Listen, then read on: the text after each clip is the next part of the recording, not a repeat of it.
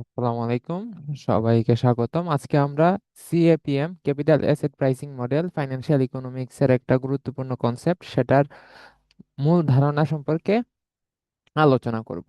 তো আমরা জানি মার্কেটের বিভিন্ন অ্যাসেট আছে এবং প্রত্যেকটা অ্যাসেট, যেমন আমরা যদি স্টক প্রাইস চিন্তা করি, এক একটা স্টকের প্রাইসের ভ্যালু ভিন্ন ভিন্ন হয়। এক একটা কোম্পানি ভেদে স্টক ভ্যালু ভিন্ন ভিন্ন হয় এবং তাদের রিটার্নও ভিন্ন ভিন্ন হয়।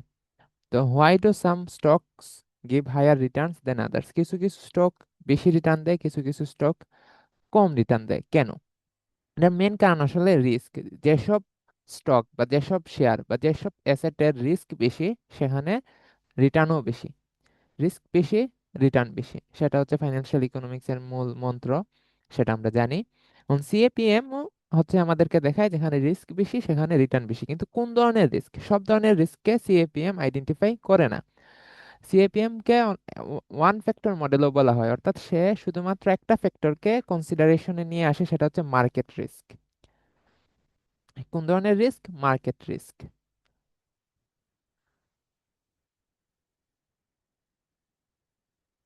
তো কোম্পানি স্পেসিফিক রিস্ক, যেগুলা কোম্পানি কি করতে পারতো, অ্যাভয়েড করতে পারতো, সেগুলা জন্য আসলে রিটার্ন বেশি আসে না।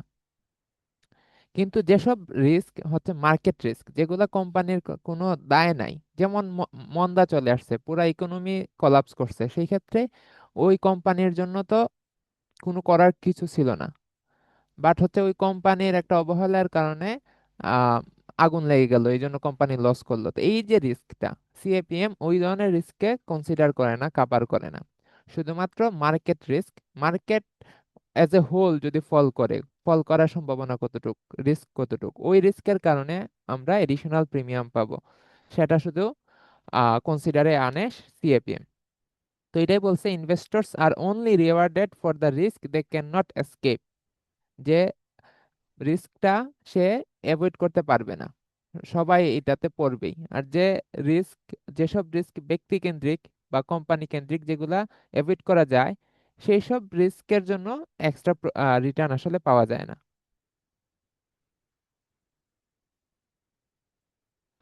আচ্ছা, এখন আমরা একদম সিএপিএম এর যে ইকুয়েশন, সেটা যদি আমরা দেখি, expected return of asset I is equal fixed asset return of fixed asset plus বেটা coefficient expected return difference between expected return on market and fixed asset।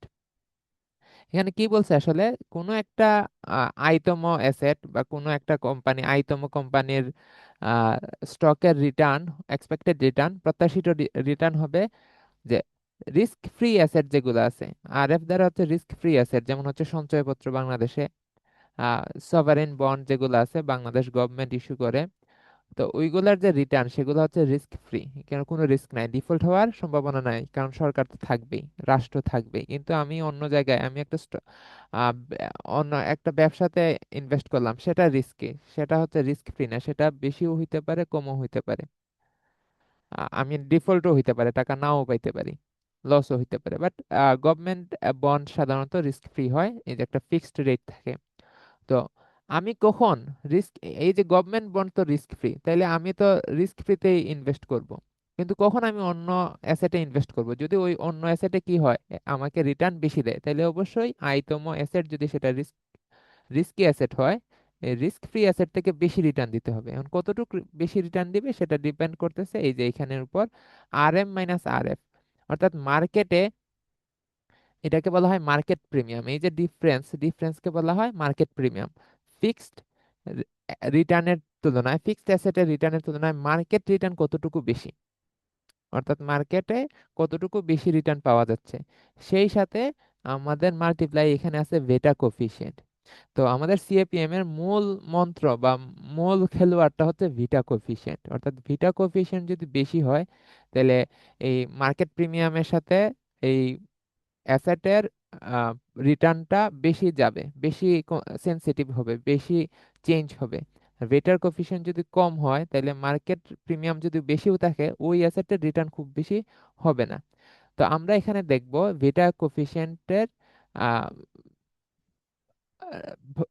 ভিতর কি আছে।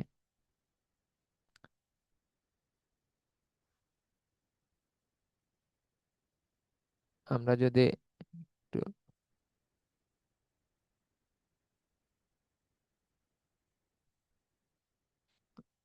আচ্ছা আমরা ভেটো কোএফিসিয়েন্ট এখানে দেখেন দেওয়া আছে covariance between R I R M, অর্থাৎ return on the particular asset and return on market, অর্থাৎ মার্কেট রিটার্ন এবং ওই অ্যাসেটের রিটার্নের যে কোভিরেন্স সম্পর্ক একসাথে চেঞ্জ হয় কিনা, divided by variance of market return, অর্থাৎ মার্কেট রিটার্নের সাথে আমার ওই অ্যাসেটের, ওই পার্টিকুলার অ্যাসেটের সম্পর্ক কিরকম, কতটুকু সেন্সিটিভ, অর্থাৎ মার্কেট রিটার্ন যেভাবে চেঞ্জ হচ্ছে আমার ওই অ্যাসেটের রিটার্ন বেশি হারে চেঞ্জ হচ্ছে কিনা, সেটা সেন্সিটিভিটি আসলে এখানে দেখাচ্ছে ভিটা কোফিসিয়েন্স। এখন ভিটা কোফিসিয়েন্স যদি বেশি হয় তাহলে আমাদের এখানে রিস্ক বেশি।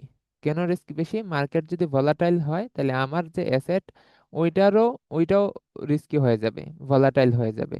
মার্কেটের রিটার্ন যদি কমে ওইটার রিটার্নও কমে যাবে। তাহলে এটা ভিটা কোফিসিয়েন্ট যদি বেশি হয় তাহলে আমরা বলতে পারি ওইটা তুলনামূলক বেশি রিস্কি। তো যদি বেশি রিস্কি হয় তাহলে আমার রিটার্ন বেশি লাগবে, প্রিমিয়াম বেশি আসবে।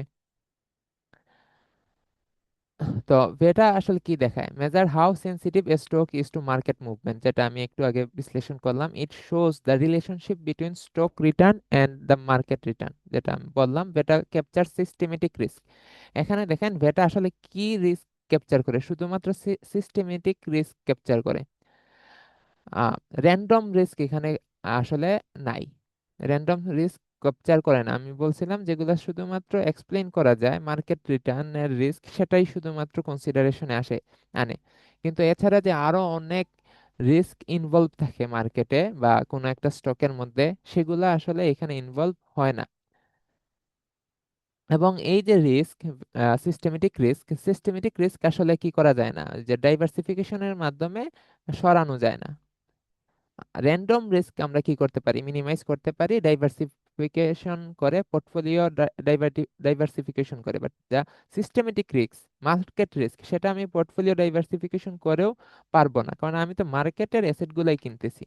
তো সিস্টেমেটিক রিস্ক আসলে কি? Market risk. মার্কেট যদি একসাথে কলাপস করে তাহলে আমি যদি এই মার্কেটের 10টা ভিন্ন ভিন্ন অ্যাসেটও কিনি তাহলে 10টাই তো ফল করবে।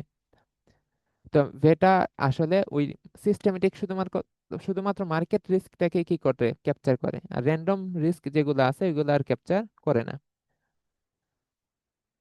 তো যদি ভিটা যদি 1 হয় তাহলে মার্কেট যেভাবে যাবে আমার অ্যাসেটের প্রাইস এই অ্যাসেটের রিটার্নও সেই অনুযায়ী আগাবে, অর্থাৎ মার্কেটের সাথে তাল মিলিয়ে আমার অ্যাসেটের রিটার্ন আপ ডাউন হবে। আর যদি একের চেয়ে বেশি হয়, মোর ভলাটাইল, অর্থাৎ মার্কেট রিটার্নের চেয়েও আমার ওই অ্যাসেটের রিটার্ন বেশি আসবে। মার্কেটের যে অ্যাভারেজ রিটার্ন, অন্য মার্কেটের যেসব কি আছে, অন্যান্য অ্যাসেট আছে, তাদের যে অ্যাভারেজ রিটার্ন তার চেয়ে আমার এই অ্যাসেটের রিটার্ন বেশি আসবে যদি ভিটা 1-এর চেয়ে বেশি হয়। আর যদি 1-এর সমান হয় তাহলে মার্কেটের যে অ্যাভারেজ রিটার্ন অন্যান্য অ্যাসেটের, রিস্কি অ্যাসেটের অ্যাভারেজ রিটার্ন গড় মুনাফা তার সমান হবে। একের চেয়ে বেশি হলে বেশি হবে, একের চেয়ে কম হলে তাহলে এটা হচ্ছে লেস ভলাটাইল, অর্থাৎ অন্যান্য মার্কেটের অন্যান্য অ্যাসেটের তুলনায় এটা কম রিস্কি, তাহলে এটা রিটার্নও কি আসবে? কম আসবে। আর যদি ভিটা সমান যদি 0 আসে তাহলে কোনো রিলেশন নাই, কোনো রিস্ক নাই। দ্যাটস মিন এইটা আসলে রিস্ক ফ্রি অ্যাসেটের ভেটা কোফিশিয়েন্ট হয় 0। আর যদি ভেটার মান নেগেটিভ হয় তাহলে দ্যাটস মিন মার্কেট যেদিকে রান করছে এই অ্যাসেটের উল্টা দিকে চলছে। এইগুলো সাধারণত দেখা যায় না, হঠাৎ কদাচিৎ দেখা যায়, আমরা এটা নেগলেক্ট করতে পারি। তো এর মাধ্যমে আমাদের সিএপিএম এর কোর আইডিয়া আমরা আশা করি সবাই পেয়ে গেছি। এরপরেও যদি কারো কোনো সমস্যা থাকে feel free to ask me anyone, anywhere, any time.